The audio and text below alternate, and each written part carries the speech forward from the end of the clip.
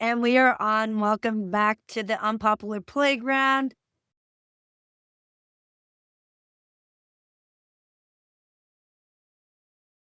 I'm Jenn Lin, and this is Debbie. Say hi, Debbie. Hi, Debbie. And this month's theme for December is going to be time management. And Debbie's got a lot of great things to start off with. So I'm going to let her start off and then I'll jump in after her. Go ahead, Debbie. Right.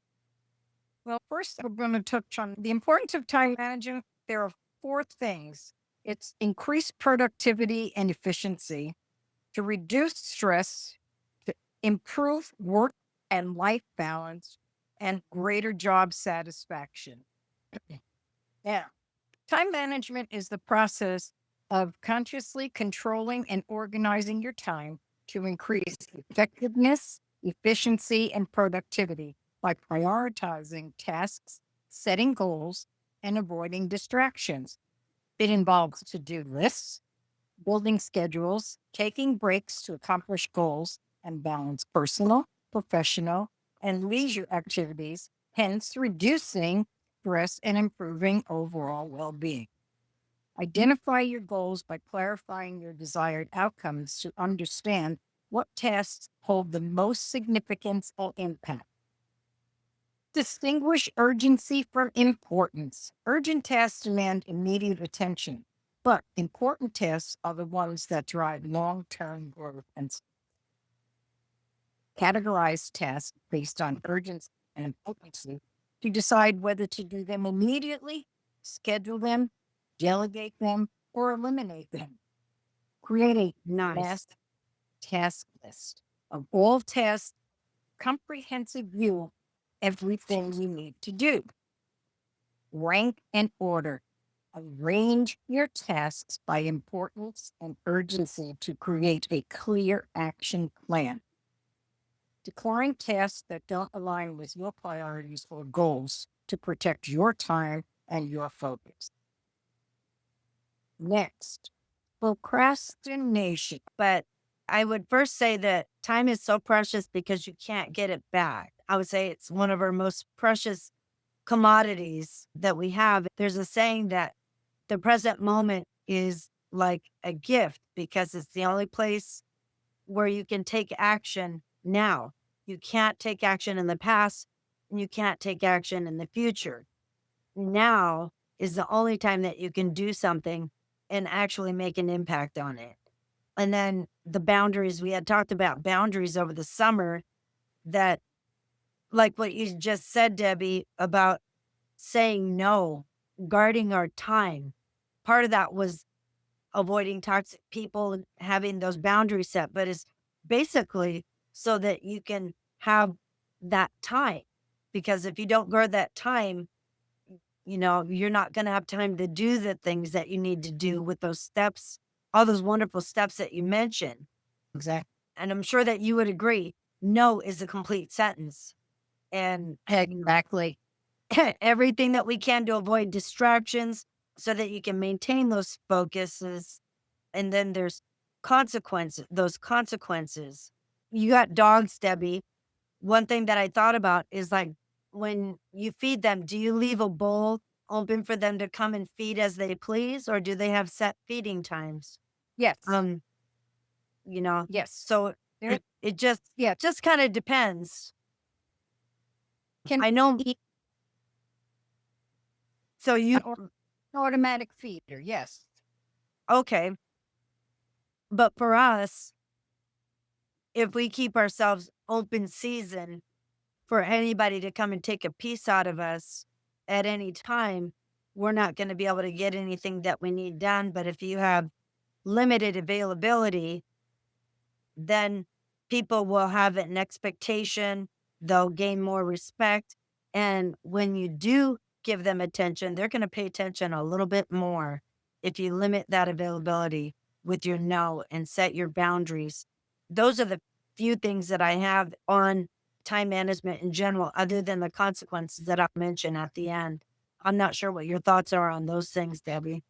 Oh, I totally agree. To me, the no is the biggest thing because I know from working And being a supervisor, too many times people want to pull you one way or the other, and you feel like you're being pulled in 99 directions. But it's like, I have a specific goal in my job, and it's like, I can't defer from what I'm doing because then it takes my attention away from something else. And being OCD, I have to follow my path because if I Right. don't, then I get all messed up. So it's like, no, I have to learn to say, no, I can't do that right now. I'll get to it later, but not right now. Too many people are afraid to say no because they're afraid their job might be in jeopardy. They're afraid hurting somebody's feelings. Sometimes you just have to realize you need to be accountable to yourself, not to everybody else in the world. Well, another way that I thought about it too, Debbie, was like even when you look at simple, let's say a post on social media on how people can't even focus on that. Let's say you're doing a post about Christmas, all of the responses and the focus should be on Christmas, not Right. Halloween, not Valentine's Day, not about your Avon sales that you're trying to do. It's all Right. supposed to be about that one topic. And, you can clearly tell that there's a lot of people that aren't reading the room. And that person that posted it wants to respond to things about Christmas, not Yes. the other thing. So they're going to have to say no to all of those other responses that don't have to do with Christmas because maybe you only have 5 minutes to make those responses. And I would say that it could be the same with really anything that you do, but I think that's probably the simplest description that I can think to help people relate to trying to stay on topic with your focus. I agree. You want me to go into my consequences then? I did write down some great consequences of things to Uh, consider if you don't do time management. Um, oh, if okay. you don't have consequences, you're going to miss your deadlines and you're going to have poor performance. You'll have to pay late fees and it could result in job or school loss. That's part of time management. Increased stress. You're going to be disorganized. You'll have anxiety. You'll have physical, emotional health effects. And it also raises cortisol. You raise your cortisol, that's going to build fat and affect your health overall. Damaged reputation with relationships. You could lose your friends, your clients, your job. Your career could stagnate because there's a loss of trust there. Wasted opportunities. If you lose your reputation, nobody's going to want to work with you. Nobody's going to want to play in your playground. The last thing is poor work life balance. You had mentioned that, which was perfect.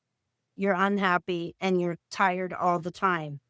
A really simple way to do the benefits is, and here's the funny part, Debbie. Here's what I thought about you. It's like a country record. If you play it backwards, you get your dog back, you lose your anxiety, you get increased productivity, reduce anxiety, better work life balance. You'll have an intact reputation and you'll have a lot of free time if you play that Yep. back as a country record. That is true. That's about all I have for this kind of introduction on the importance of time management and a little introduction. What's next up on the menu, Debbie, for the next chat next week? Procrastinate. Procrastination. So make sure to join us for that chat. We're going to have a lot of great ideas to help you overcome that. So Yes. we will see you next week. Thank you for joining us. Make sure to like and subscribe, share this, stay curious. We will see you in the next one. Bye.